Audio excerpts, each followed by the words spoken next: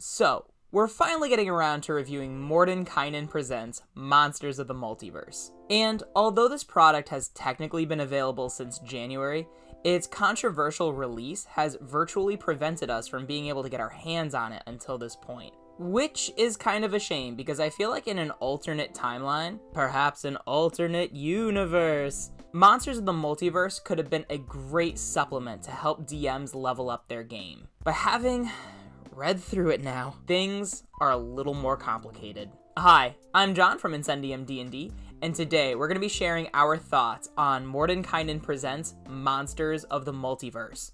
Let's get into it.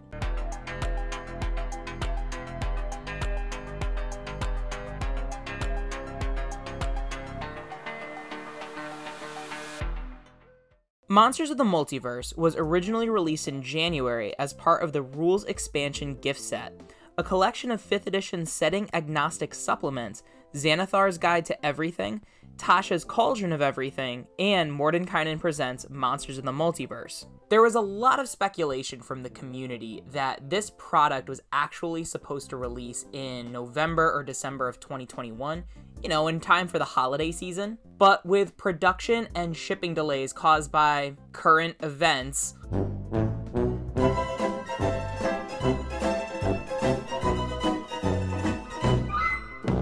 the gift set got pushed back to a January release date. Now, let me be clear, I'm not against gift sets or collector sets or anything like that, even with products that have already been published. I mean, back in 2018, we got the core rulebook gift set for around the same price, $170. It featured the monster manual, the player's handbook, the dungeon master's guide. It came in a nice box set, came with a DM screen, featured cool collector's edition covers. And it's a pretty cool way for a family member to be able to gift a new DM or a new player all the things they need to get started. By extension, having all 3 of the other books now in the Rules Expansion gift set, it's not a bad idea. In fact, if I had a player come to me that hadn't really bought a lot of 5e products, maybe they just have the core rulebooks, Monsters of the Multiverse would be pretty high on my list for recommendations. More on that later. What really honestly hurt though was the fact that Monsters of the Multiverse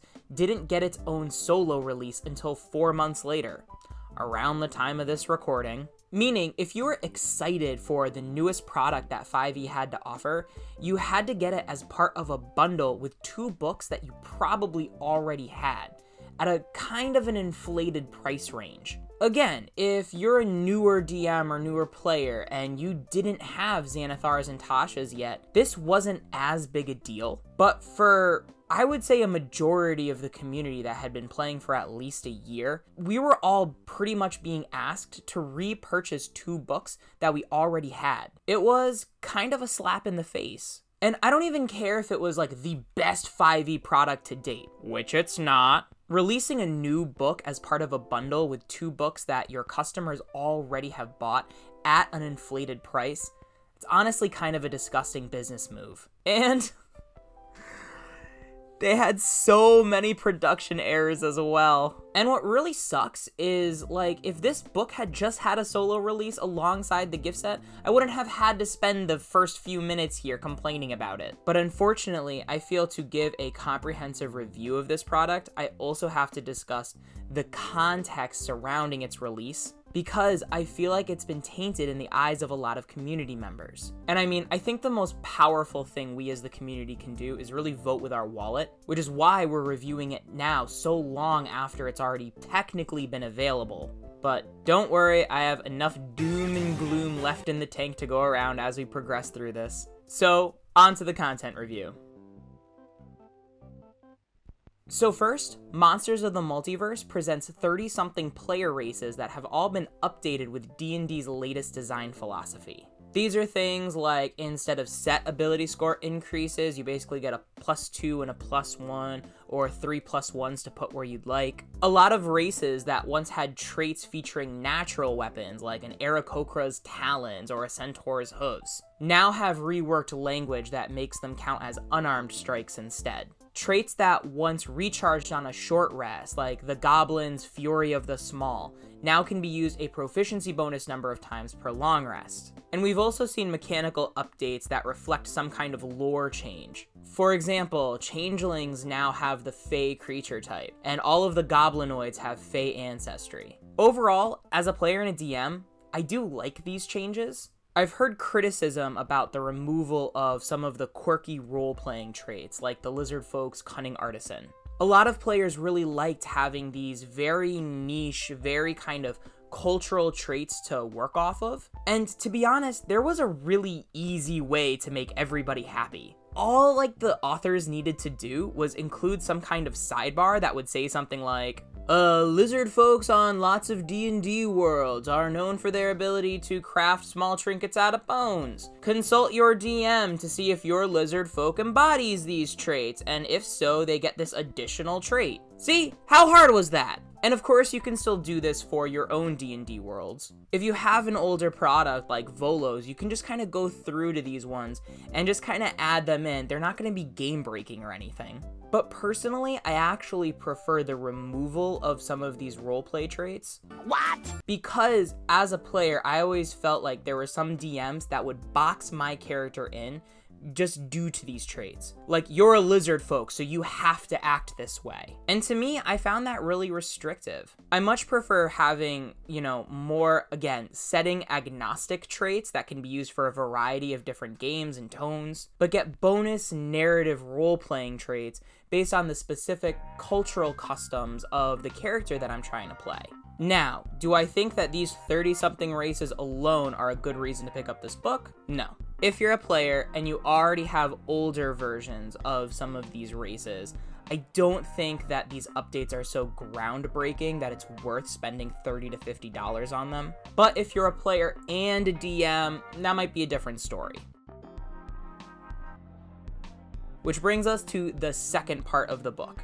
And unfortunately, the Bestiary is mostly just a reprint of Volos and Mordenkainen's. If you already have those two books, there are updates. I do think these stat blocks are better, reworked spell casting, everything like that. I'm not sure, especially if you're strapped for cash, that it's worth getting this new book if you already have the old ones. In the grand scheme of things, a lot of these updates are so minor that you can definitely homebrew your own updates if you feel like you're having trouble running these stat blocks. Now, again, if you're a new player or you don't already have Volos and Mordenkainen's, I can really highly recommend Monsters of the Multiverse. I think that the entries are a great addition to what's presented in the monster manual. I think that it's always easier carrying one book around rather than two. And the praise that I can give Monsters of the Multiverse, it's a highly functional book. There's not a lot of lore taking up space here.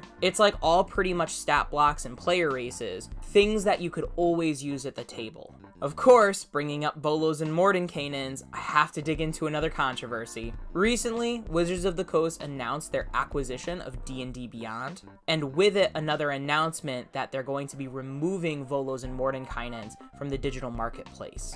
Now, everyone who had previously purchased those two books aren't losing their digital content. That would be inexcusable, but it is clear that this newer product is meant to render the other two obsolete. Now, some criticism to the removal of Volos and Mordenkainen's Tome of Foes is that those books also included a lot of really good Faerunian lore that a lot of people loved using as context for running adventures. Because most of the official 5e published adventures take place in Faerun. To me, this speaks to kind of a larger issue about 5e's products, in that they try to embody too broad a range of content to try to appeal to everyone. And in a way, to make the most out of that content, you have to be both like a DM and a player. For example, let's look at Wild Beyond the Witchlight, which came out somewhat recently. One of the big selling points of that book, there's two new player races. There's fairies and Harengon. But is it really worth paying $50 for two player races? No.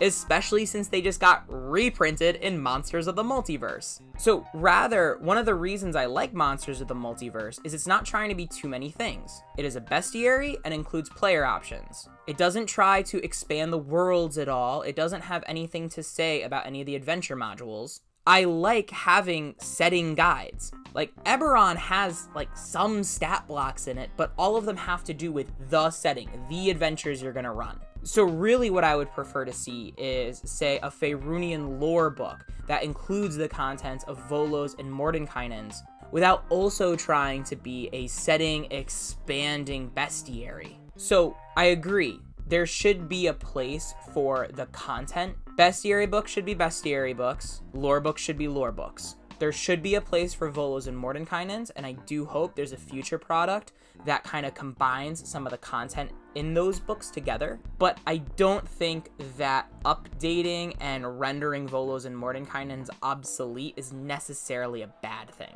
I know, spicy take. It is just disappointing that, like, really this new book is just updates and reprints of material we've already seen before. In the end, I think Monsters of the Multiverse is a pretty good product. It's not amazing. I also don't think it's terrible. Isolating it from the problematic nature of its release, I do think it does give us a good glimpse into the future of what 5th edition's design is going to look like. Again, the only folks I can recommend it to in good faith are dungeon masters that don't already have Volos and Mordenkainen's Tome of Foes. Now, in my honest opinion, I do think this is a superior product, and not so superior that it's worth picking up if you already have those two books. Again, honestly, this book would have been like a perfect release alongside like Tasha's Cauldron of Everything. I think this book released a little late into 5th edition's lifespan. I think if you ignored Volos and Tome of Foes, this product could have been amazing a few years ago, but because we already have that content, it's just kind of